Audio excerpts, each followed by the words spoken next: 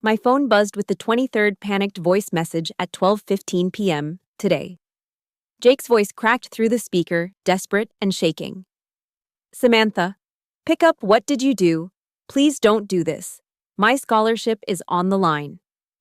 But as I sat there, completely calm for the first time in months, I felt something I had not experienced in forever. Peace.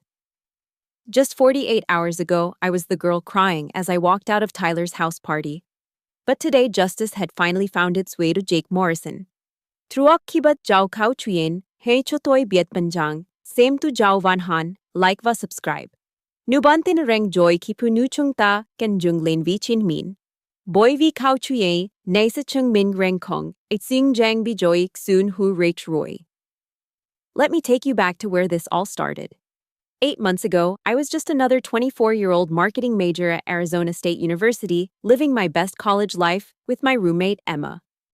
That is when I met Jake Morrison through our mutual friend Grace at a casual campus gathering. Jake was 23, the quarterback for our football team, and honestly, every girl on campus knew his name. When he approached me that night, flashing his perfect smile and asking for my number, I felt like the luckiest girl in Arizona. The early days were everything you would expect from dating the star athlete. Jake would pick me up in his black Dodge Challenger, always with a bouquet of sunflowers because he remembered they were my favorite. He would post pictures of us on his Instagram with captions like, "My beautiful girl," and "Lucky to have this one." My friends Emma and Grace were constantly telling me how perfect we looked together and how sweet Jake was during our double dates. For the first few months, I genuinely believed I had found something special. Jake would surprise me with late-night ice cream runs, study dates at the library, and he even flew me home to meet his parents in Phoenix during spring break. His mom, Mrs. Morrison, was a successful lawyer who seemed impressed that her son had chosen a girl with academic ambitions. His dad loved talking football strategy with me, and I felt like I was becoming part of their family. But looking back now, I realized there were tiny red flags that I chose to ignore because I was so caught up in the fairy tale. It started with small comments Jake would make when we were walking around campus together. He would point out other girls and rate their appearances, saying things like, "She's definitely a 7, but you're still my 10, babe." At first, I laughed it off as typical guy behavior, but it made me uncomfortable in a way I could not quite explain. Then came the social media habits. Jake was extremely active on Instagram, and I noticed he would like and comment on pictures posted by other girls from our school. Not just casual likes either, but fire emojis and comments like, "Gorgeous as always," or "Looking amazing." When I brought this up gently one evening as we were watching a movie in his dorm, Jake laughed and said, "Babe, you are being way too serious. I'm just being friendly. It does not mean anything." The real warning signs started appearing about 5 months into our relationship. At a small house party thrown by one of Jake's teammates, I watched him interact with Sarah, a girl from his communications class. They were standing by the kitchen counter, and Jake had his hand casually resting on her shoulder as they talked and laughed. The conversation looked innocent enough, but something about his body language made my stomach turn. When I walked over to join them, Sarah quickly excused herself, and Jake acted like nothing had happened. "What was that about?" I asked him quietly as we grabbed drinks from the cooler. What about?" Jake replied, but I could see irritation flashing in his eyes. "We were just talking about our group project. Do you know how possessive you sound right now?" That word possessive hit me like a slap. I had never thought of myself that way, and the fact that Jake would use it to describe my concern about his behavior with other girls made me question whether I was being unreasonable. I apologized that night, and Jake seemed to accept it gracefully.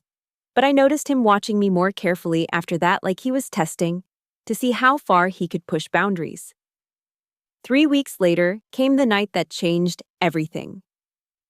Tyler, Jake's best friend and roommate, was throwing what he called the party of the semester at their off-campus house. It was a Friday night in early October, and the entire football team would be there, along with half the sorority girls from campus.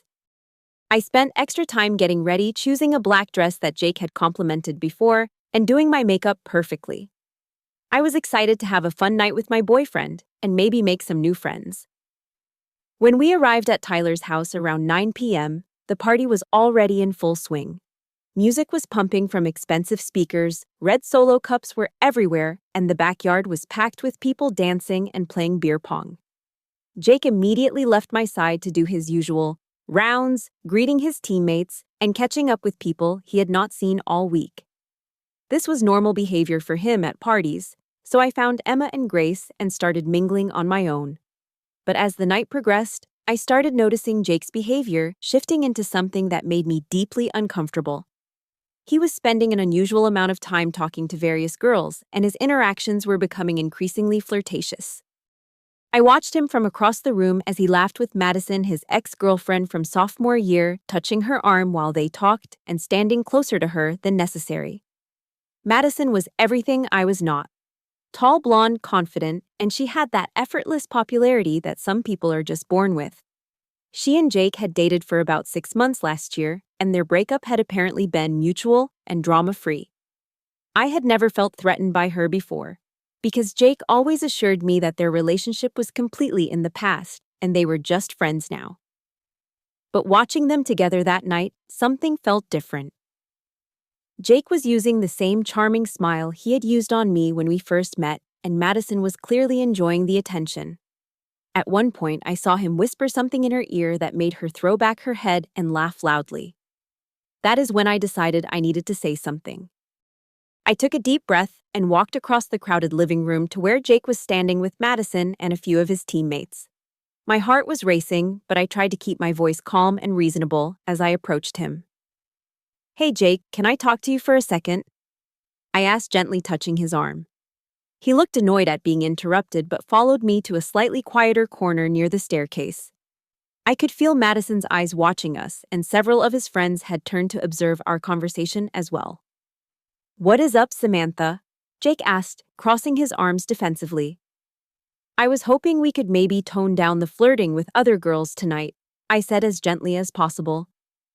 "I am not trying to control you, but it makes me uncomfortable when you get so touchy-feely with Madison and the others." The change in Jake's expression was immediate and shocking. His face hardened and his voice dropped to a cold tone I had never heard him use with me before. "Are you seriously trying to control who I talk to right now?" he said loud enough that people nearby started paying attention to our conversation. "No, that is not what I am doing," I replied, feeling my cheeks burning with embarrassment.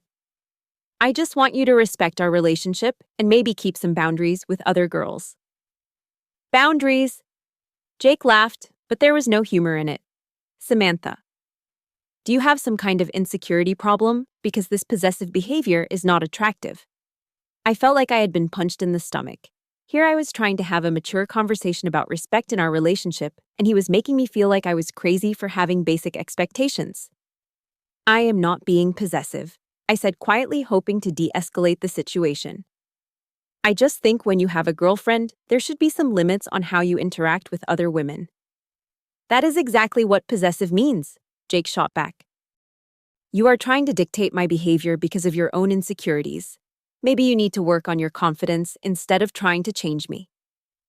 The conversation ended with Jake walking away from me, leaving me standing alone near the staircase while people around us pretended not to have heard our argument. I felt humiliated and confused, wondering if maybe I really was being unreasonable. But deep down, something told me that asking your boyfriend not to flirt with other girls was not an unreasonable request. I found Emma and Grace in the kitchen and told them what had happened. Emma was immediately upset on my behalf, but Grace suggested that maybe Jake had a point about me being too sensitive. The conflicting advice from my friends left me even more confused about whether my feelings were valid. About 20 minutes later, I was getting a drink when I accidentally overheard Jake talking to his group of friends by the pool table. Connor, Tyler, and Marcus were all gathered around him, and they were clearly discussing what had just happened between us. "Bro, she is so obsessed with me," Jake was saying loud enough for several people to hear. "I literally just talked to Madison for 5 minutes, and Samantha acted like I was cheating on her." "That is some serious clingy girlfriend behavior," Connor replied, shaking his head. "Red flag city." "I do not know why I'm even dealing with this," Jake continued. "Like I could have any girl at this party, and I am stuck with someone who freaks out every time I'm friendly to another human being." "Typical insecure girl stuff," Tyler added. They always want to lock you down and control everything you do. Honestly, I do not know what I was thinking when I started dating someone so needy, Jake said, taking a long drink from his beer. Madison never acted like this when we were together. She actually had confidence in herself. Hearing those words was like having my heart ripped out of my chest. Not only was Jake talking about me like I was some pathetic, clingy girl, but he was comparing me unfavorably to his ex-girlfriend in front of all his friends. The betrayal felt even worse than if he had actually cheated on me because he was destroying my reputation and making me sound like I was mentally unstable. I stood frozen behind the group of people near the kitchen, feeling tears starting to form in my eyes. Part of me wanted to confront Jake immediately, but I was so shocked and hurt that I could not even think clearly. Instead, I decided to give him some space and hope that maybe he would come find me later to apologize for saying those horrible things about me. But Jake had no intention of apologizing. Instead, he seemed determined to prove some twisted point about his independence and my supposed obsessiveness. I watched from across the room as he went back to Madison and started being even more flirtatious than before. He was touching her constantly now, putting his arm around her waist, playing with her hair, and acting like they were the couple instead of us. Then, around 11:30, Jake did something that I never could have prepared myself for. He was standing in the center of the living room, with Madison surrounded by most of the party guests, including Connor, Tyler, and Marcus, who all had their phones out recording. "Madison," Jake said loudly, making sure everyone could hear him. "Do you remember that dance move we used to do last year?" Madison giggled and nodded clearly, enjoying being the center of attention. "Of course I remember," she said, moving closer to him. What happened next was so shocking and humiliating that I still get angry thinking about it. Jake pulled Madison against him and, looking directly at me across the room, kissed her full on the mouth for several seconds, while his friends cheered and recorded the entire thing. "This is what happens when someone tries to control Jake Morrison," he announced to the room, still holding Madison in his arms. The crowd erupted in laughter and applause, and I heard Marcus yell, "She deserved it, drama queen." Connor was recording everything on his phone, laughing as he captured my reaction. "This is going straight to social media," he said. I felt like the entire room was spinning. I could not breathe, could not think, could not process what had just happened. The person who was supposed to love and respect me had just publicly humiliated me in the most cruel way possible, and everyone at the party was treating it like entertainment. The tears started flowing before I could stop them. I ran toward the front door as fast as I could, pushing through crowds of people who were still laughing and pointing at me. Behind me, I could hear Jake calling out, "Do not be such a drama queen, babe. It was just a joke." But there was nothing funny about what had just happened. I made it to my car and sat in the parking lot crying for 20 minutes before Emma found me. She had seen the whole thing and was absolutely furious on my behalf. "Samantha, what he just did was completely unacceptable," she said, getting into the passenger seat and handing me tissues. "That was not a joke, that was public humiliation." "Maybe I really am too possessive," I said through my tears. "Maybe he is right, and I have insecurity issues." "Are you insane?" Emma replied. "Asking your boyfriend not to flirt with other girls is a completely normal expectation. What he did tonight was emotional abuse, and now he's trying to gaslight you into thinking you deserve it." Emma drove me back to our dorm, and I spent the rest of the night crying into my pillow and wondering how my relationship had gone from fairy tale to nightmare so quickly. But unfortunately, Jake was not finished humiliating me yet. Starting around 1 o'clock in the morning, Jake began posting Instagram stories from the party. The first one was a video of him dancing extremely close with a blonde girl I did not recognize, grinding against her while music pounded in the background. The caption read, "Freedom feels good." The second story was a picture of Jake with his arms around two different girls, all of them holding drinks and smiling. The caption said, "This is what happens when you try to control me." The third story was the most painful. It was a video of Jake taking a shot with Madison, both of them laughing and touching each other's hands. The caption read, "Real friends do not judge." Emma was staying in my room that night, and she watched me check each story with increasing anger. "He's doing this on purpose," she said. He wants you to see these and feel bad about yourself. It is working, I admitted, feeling fresh tears starting to fall. But Jake still was not done with his revenge tour. Around 3 o'clock in the morning, I heard loud banging on our dorm room door and Jake's voice shouting my name in the hallway. Samantha, open up. We need to talk right now. Emma and I looked at each other nervously. Jake sounded drunk and angry, and we were both scared about what he might do or say. Samantha, I know you are in there. Stop being such a child and open the door. Against Emma's advice, I opened the door to find Jake swaying, slightly reeking of alcohol and looking more angry than I had ever seen him. You embarrassed me tonight, he said, pointing his finger at my face. Do you have any idea how psycho you looked when you started crying over a little joke? Jake, you kissed another girl in front of me and a room full of people, I said, trying to keep my voice steady. How was I supposed to react to that? You were supposed to laugh it off like a normal person, he slurred. But instead you had to make this big dramatic scene and make me look like the bad guy. You are the bad guy, Emma said from behind me. What you did tonight was cruel and unnecessary. Nobody asked you, Jake snapped at Emma. This is between me and my girlfriend.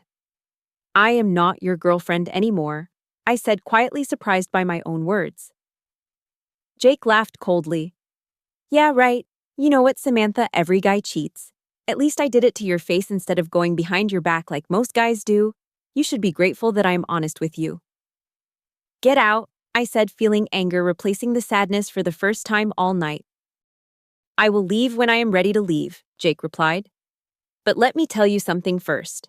You are never going to find another guy who puts up with your neediness and insecurity. I have been way too patient with your possessive behavior, and tonight you finally pushed me too far. That is when our floor's resident advisor and campus security showed up, having been called by other students who heard the commotion. Jake was escorted out of the building, but not before yelling back at me, "You will come crawling back. You always do." The next morning, Emma showed me screenshots from the group chat called The Boys that she had obtained through her friend who was dating Tyler. The messages made me sick to my stomach. Jake handled the situation last night, put Princess in her place. Connor, about time, bro. She was getting too comfortable thinking she could control you. Tyler, bet she will come crawling back like always. They always do. Marcus, you should have seen her face when you kissed Madison. Absolutely priceless. Jake, she will be begging for forgiveness by tomorrow morning. Just watch. Connor, what if she actually tries to break up with you? Jake, please. She is way too obsessed with me to actually leave. This is just her dramatic way of getting attention. Reading those messages was the final straw. These guys were treating my pain like entertainment, and Jake was so confident that I would come back to him that he was bragging about it to his friends. But what Jake did not know was that I had been in contact with Emma's cousin David, who worked as a private investigator for a law firm in Phoenix. David had helped me gather information about Jake's past relationships, and what I discovered was disturbing. Jake had a pattern of emotionally abusing his girlfriends and then discarding them when they tried to set boundaries.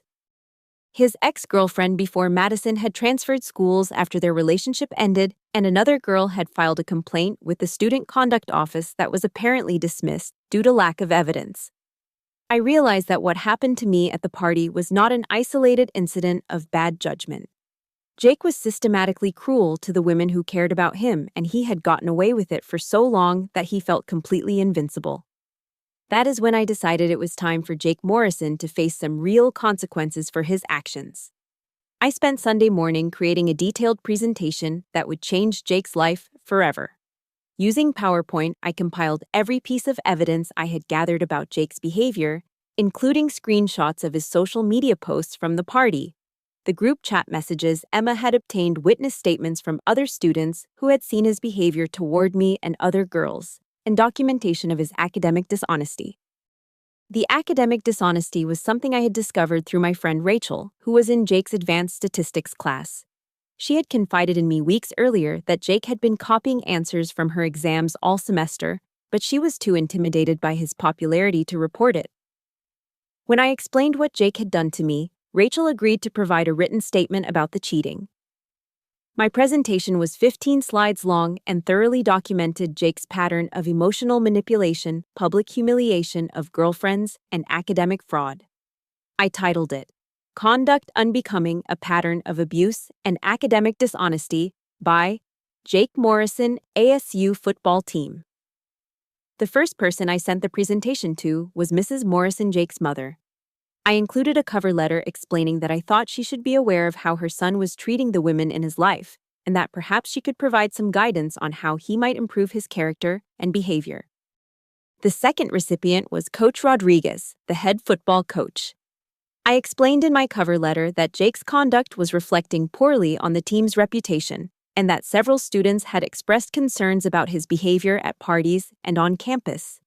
The third recipient was Dr. Patricia Williams, Jake's academic advisor and the assistant dean of student conduct. I provided her with detailed documentation of the academic dishonesty and suggested that an investigation might be warranted.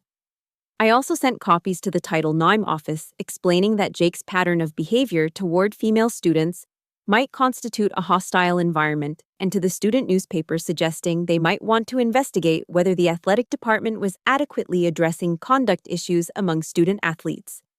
After sending all the emails Sunday evening, I turned off my phone and spent the rest of the night with Emma watching Netflix and eating ice cream.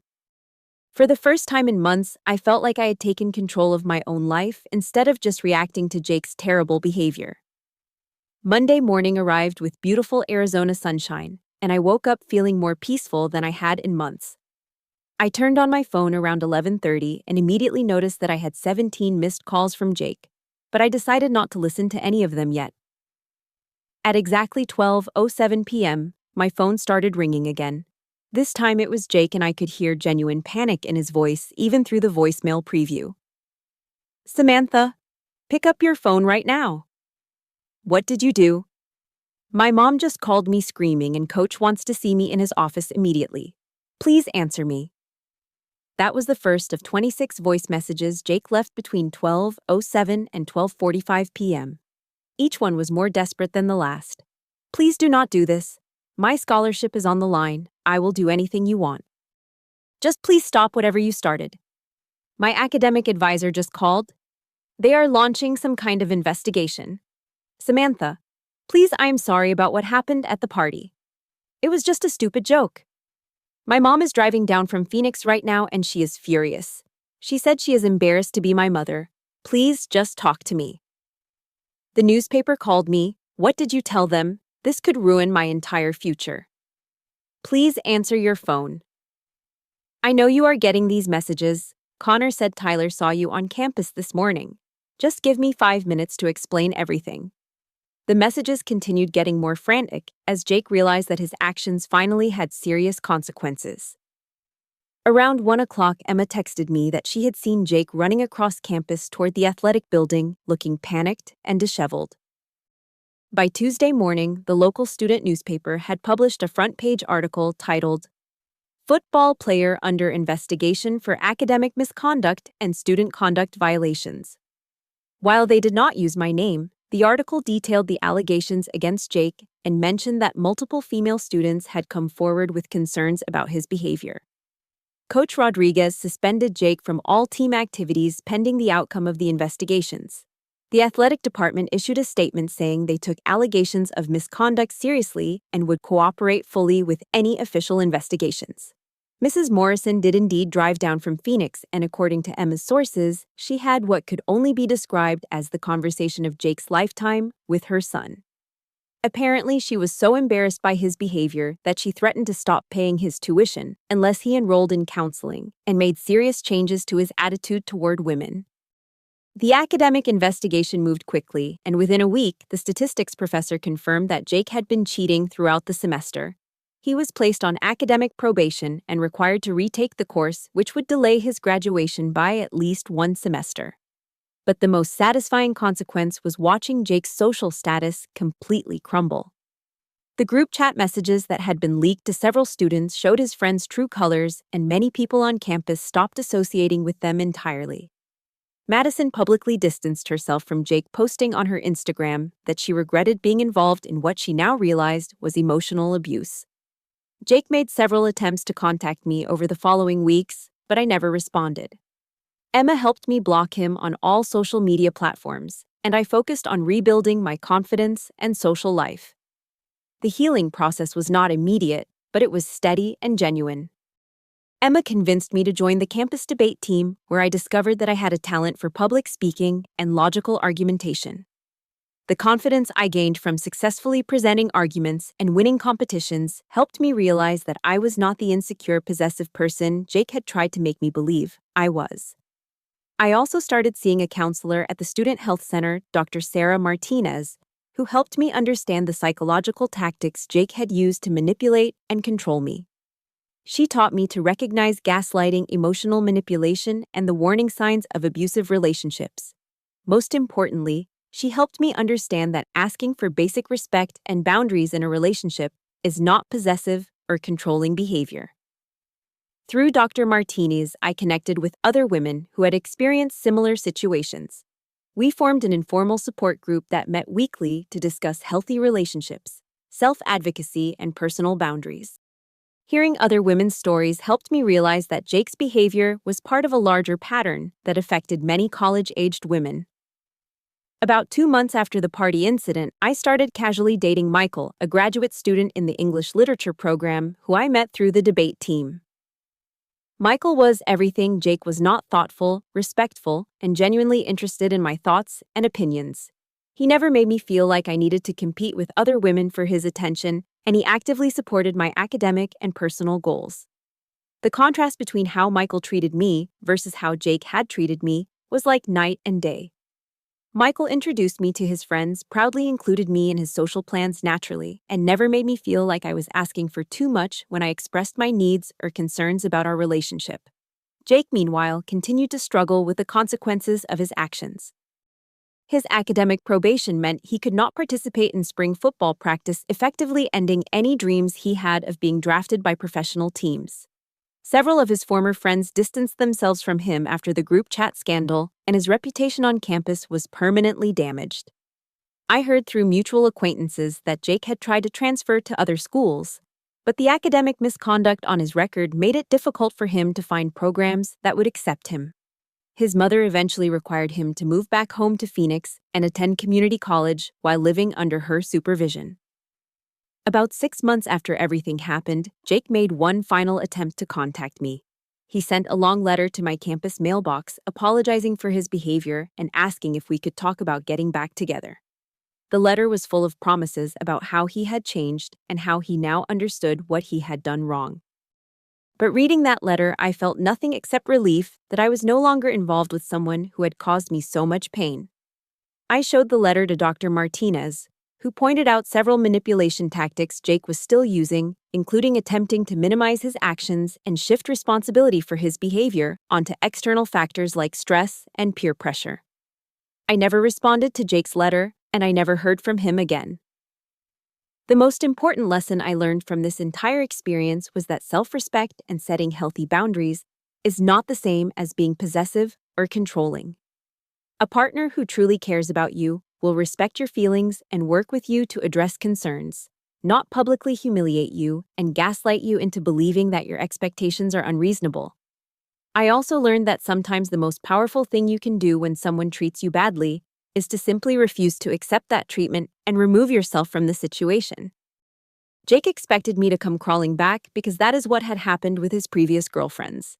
But by refusing to play his game and instead taking concrete action to hold him accountable, I was able to regain my power and self-respect. Today, I'm in my final semester at ASU, graduating with honors and a job offer from a marketing firm in Denver. Michael and I are still together, and our relationship continues to be based on mutual respect and genuine partnership. Emma and I remain best friends, and I am grateful every day for having someone in my life who supported me during my darkest moments. As for Jake, I occasionally hear updates through mutual acquaintances, but his life has never recovered from the consequences of his actions. He eventually graduated from community college and works at a car dealership in Phoenix, still living with his parents at 25 years old. But the best part is that I no longer think about Jake Morrison very often. He was a painful lesson in learning to value myself, but he is no longer a significant part of my story. The girl who cried walking out of that party is not the same woman who refused to answer his desperate phone calls, and I am proud of the growth and strength I have found. Sometimes the best revenge is simply living well and refusing to let toxic people steal your peace. And sometimes the most important relationship you can improve is the one you have with yourself. What do you think, Aries? Have you ever been in a situation where someone tried to make you feel crazy for having reasonable expectations? How did you handle it? Let me know in the comments below. And if this story resonated with you, please give it a like and subscribe for more real-life stories about standing up for yourself. Share this with anyone who might need to hear that they deserve to be treated with respect in their relationships. Thank you so much for listening, and remember that you are worth so much more than anyone who tries to make you feel small. I hope you all find the strength to value yourselves the way you deserve.